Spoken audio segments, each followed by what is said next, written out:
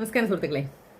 കഴിഞ്ഞ ദിവസം വാഴ സിനിമ കണ്ടപ്പോൾ കൃഷ്ണപ്രസാദിനെ അതിനകത്ത് കണ്ടപ്പോൾ കഴിഞ്ഞ ദിവസം രാജീവേട്ടനെ കുറിച്ചൊരു വീഡിയോ ഞാൻ ചെയ്തതുമായിട്ട് ബന്ധപ്പെട്ട് കുറച്ച് കാര്യങ്ങൾ കൂടി എനിക്ക് ഓർമ്മ കിട്ടി.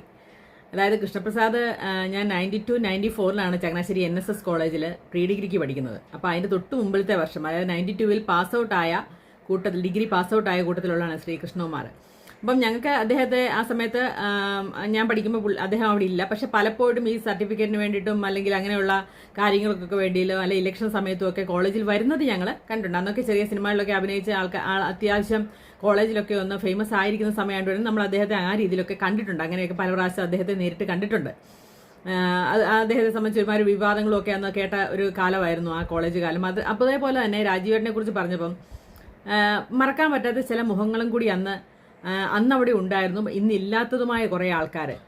ചിലരൊക്കെ ഇത് പറയുമ്പം അതൊക്കെ കണക്ട് ചെയ്യാനും അവരെയൊക്കെ ഓർക്കാനും പറ്റും എന്നുള്ളത് കൊണ്ടും പലർക്കും അത് കണക്റ്റായി എന്നുള്ളത് കൊണ്ടും ഞാൻ അതും കൂടെയൊക്കെ ഒന്ന് പറയാനായിട്ട് ആഗ്രഹിക്കുകയാണ്. അതായത് രവിശങ്കർ എന്ന് പറയുന്ന നല്ല അതുല്യനായ ഒരു പാട്ടുകാരനും ഒരു കവിത നന്നായിട്ട് ചൊല്ലുന്ന ഒരാളായിരുന്നു രവിശങ്കർ.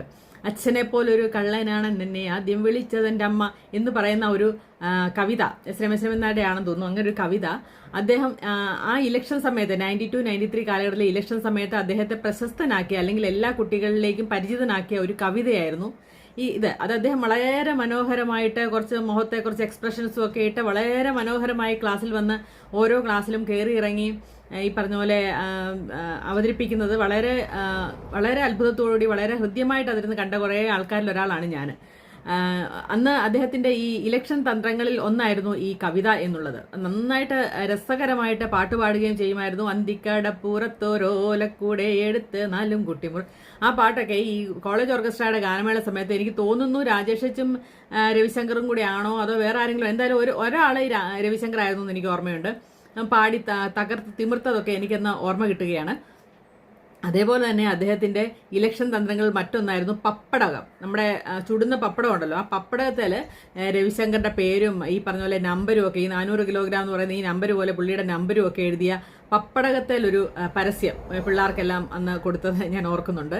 അതൊക്കെ നിങ്ങൾ ആരെങ്കിലും ഓർക്കുന്നുണ്ടോ എന്ന് എനിക്കറിയില്ല. പക്ഷേ ഞാൻ കുറേ കാലം പപ്പടമൊക്കെ അവിടെ സൂക്ഷിച്ച് വെച്ചിരുന്നു. കാരണം ഇത് ഒരു നോട്ടീസ് പോലെ കിട്ടിയ സാധനമാണല്ലോ. അപ്പോൾ അന്ന് കിട്ടിയ കുറേ നോട്ടീസിനിടയ്ക്ക് അന്നത്തെ ഈ പറഞ്ഞ പ്രണവം എന്ന് പറയുന്നതും ബോധി എന്ന് പറയുന്നതും ഈ കോളേജ് മാഗസിനൊക്കെ എൻ്റെ ഈ പുതിയ വീട് പണിയുന്ന സമയം വരെയും എൻ്റെ കയ്യിലുണ്ടായിരുന്നു ആ സാധനമൊക്കെ. ഞാനതൊക്കെ വളരെ ഭദ്രമായിട്ട് അത് സൂക്ഷിച്ചു. ഈ വീട് പണിയുന്ന സമയത്ത് അങ്ങോട്ടോ ഇങ്ങോട്ടോ ഒക്കെ പോയി ചതിൽ നിന്നൊക്കെ പോയത്. അത്രയും കാലം എൻ്റെ കയ്യിൽ ആ സാധനം ഉണ്ടായിരുന്നു എന്നുള്ളതാണ്. അപ്പം അന്നത്തെ ഇതൊക്കെ ഓർമ്മ, ആ കാലത്തെ ഓർമ്മകളൊക്കെ ഇങ്ങനെ വരുമ്പോഴേ. അതേപോലെ തന്നെ ആലിലയിൽ, അത് ആരുടെയാണെന്ന് ഞാൻ ഓർക്കുന്നില്ല,